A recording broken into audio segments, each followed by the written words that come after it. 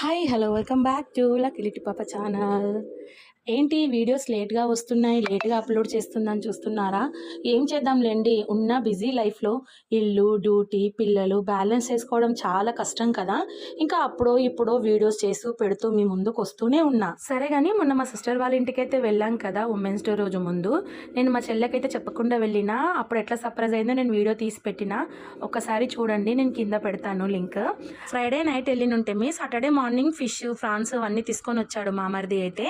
ఇంకా మమ్మీ ఏం చేసిందంటే సాటర్డే నైటే చేపల పులుసు అయితే చేసింది. ఎందుకంటే సండే మార్నింగ్ రాగి సంకటి విత్ చేపల పులుసు తినొచ్చు అని చెప్పేసి.